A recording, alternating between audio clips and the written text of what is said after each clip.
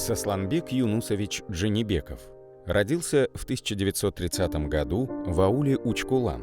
В школу пошел в 5 лет и до выселения народа окончил 8 классов. Во время выселения Джанибековы попали в маленький колхоз Актюбе в Казахстане. Это было место с суровым климатом и сложными бытовыми условиями для жизни. Здесь у Сосланбека умерла мама, после чего они переехали в селение Ключевка, Киргизской ССР. Там Сосланбек с успехом окончил Ленинпольскую среднюю школу. За глубокие знания и талант был назначен учителем начальной школы. В семье мужчин кроме него не было, поэтому он не мог оставить сестер одних. Джанибеков поступил заочно в педагогический институт во Фрунзе. Окончив 3-летнюю учебу за 2 года, получил диплом. Через несколько лет он вернулся в школу и занял должность завуча, где проработал до возвращения на родину. Вернувшись в 1957 году домой, Сосланбек Джанибеков заглянул первым делом в областной отдел образования. Стоял вопрос о нехватке учителей, и Сосланбеку предложили выбрать любую школу и остаться в Черкесске. На что он ответил: «Если я не поеду в Учкулан, не буду считать себя вернувшимся на родину». По приезде в Учкулан он увидел печальную картину. Аул разрушен, здание школы находится в плачевном состоянии. Взяв дело в свои руки, Сосланбек Юнусович при помощи аульчан и учителей подготовил школу к началу учебного года.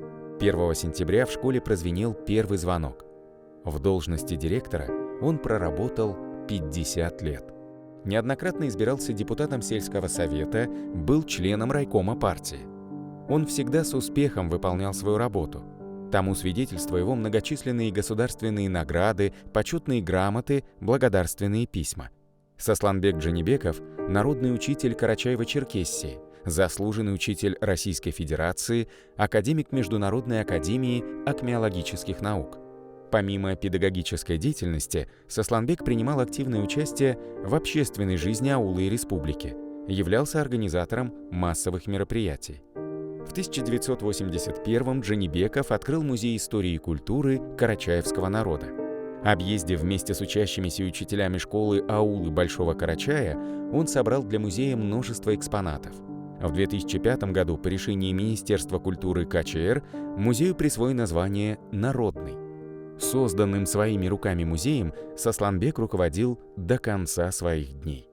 Сосланбека Юнусовича Джанибекова не стало 3 июля 2018 года.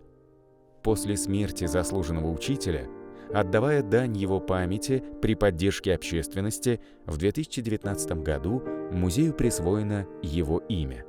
Посвятив всю свою жизнь педагогической профессии, Джанибеков трудился во славу своего народа, республики, страны. И этим он был примером для всех. До конца своих дней он уделял особое внимание проблемам народа, молодежи, родного аула. Имя такого человека забвению не подлежит.